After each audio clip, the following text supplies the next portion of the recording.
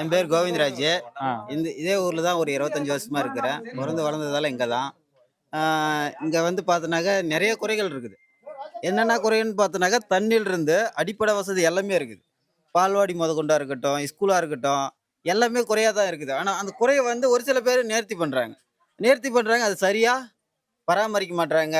அந்த இடம் வந்து இன்னைக்கு பண்ணா போதும். இன்னைக்கு சூழ்நிலைக்கு வந்து அன்னைக்கு சொல்லிட்டு போயிர்றாங்க அதிகாரிகள். ஆனா, அத செயல்முறைப்படுத்த மாட்றாங்க. சரி. நீங்க சின்ன வயசுலேருந்து இங்க இருக்கீங்கல்ல.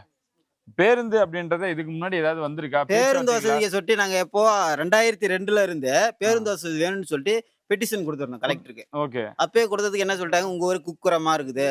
உங்க ஊர்ல மக்கள் தொகை கம்மியா இருக்குது. மக்கள் தொகை கம்மியா இருக்கிறதுனால மேக்ஸிமம் பார்த்தோன்னா, அப்ப வந்து மக்கள் தொகை பார்த்தோன்னா, ஒரு 700 பேர், 800 பேர் தான் இருந்தாங்க. அதனால 700 பேர், 800 பேர் இருக்கிறப்ப உங்களுக்கு பஸ் விட முடியாது."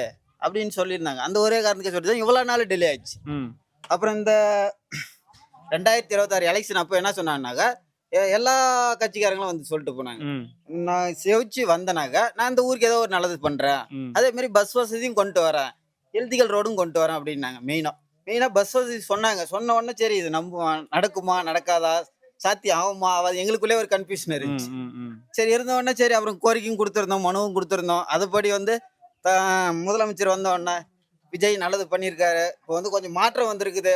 இவரு வரையும் ஒயின் ஷாப்பா இருக்கட்டும், இங்க இருக்கிற மக்களா இருக்கட்டும், கொஞ்சம் கொஞ்சம் மாறி இருக்கிறாங்க. ம். ம். அந்த மாற்றம் வந்து இப்படியே மாறினா நல்லா இருக்கும். இல்ல நீங்க ஸ்கூல் போன காலத்துலலாம் பஸ் இல்ல. இப்போ இனி நடந்து வரக்கூடிய நடந்து போய் தான் படிச்சோம். இப்ப ம். அங்கிருந்து ஆத்தூரா இருக்கட்டும், இந்த மலைப்பாதையில தான் நடந்து போனோம். ம். அது வந்து 3 1/2 கிலோமீட்டர் வரும். ஓகே. நடந்து போய் வழியில என்னன்னாலும் ஆ மழை, வெயில் எதுனாலும் நீங்க நடந்து போய் படிச்சுட்டு தான் வந்தோம். படிச்சு முடிச்சுட்டு இப்ப வர ஜெனரேஷனாவது கொஞ்சமாவது நாலேஜோட இருக்கட்டுமே. நாலேஜோட போகட்டுமே பசங்க அப்படின்னு சொல்லி தான் சரி இந்த பஸ் போக்குவரத்தாவது கிடைச்சா நல்லா இருக்குமே அப்படின்னு சொல்லி தான் கரிக்குலா இருக்கட்டும், கரும்புத்துறையா இருக்கட்டும், ஆத்தூர் போறதுக்காக வந்து இங்க 2 வீலர் தான் போற மாரி இருக்குது, வர மாரி இருக்குது. அ ஏதோ ஒரு பேருந்து வசதி இருந்தாக்க ஒரு நாளைக்கு 2, 3 டைம் இருந்தா கூட பரவால்ல. புள்ளைங்க நல்லா படிப்பாங்க. இப்ப படிக்கிற புள்ளைங்களுக்கு இன்னும் எஜுகேஷன் நல்லா இருக்கும் அப்படின்னு சொல்லி தான் பஸ் வசதி வந்திருக்குது. நல்லாவும் இருக்குது. ம். இந்த ம். டிவிக்கு ஆட்சியில நல்லா பண்ணியிருக்கிறாரு முதலமைச்சர். இன்னும் நல்லா பண்ணா நல்லா இருக்கும். பெட்டராவும் இருக்கும். இதுக்கு மேல என்னன்னாக்கா, பால்வாடி கொஞ்சம் ரெடி பண்ணி குடுக்கணும். சரி. அது கொஞ்சம் ரெடி பண்ணி குடுத்தீங்கன்னா நல்லாருக்கும். ஏன்னா பால்வாடி வந்து இங்க சின்ன இடத்துல போட்டுட்டு இருக்கிறாங்க. அது கொஞ்சம் ரெடி பண்ணி குடுத்தா நல்லாருக்கும் முதலமைச்சருக்கு.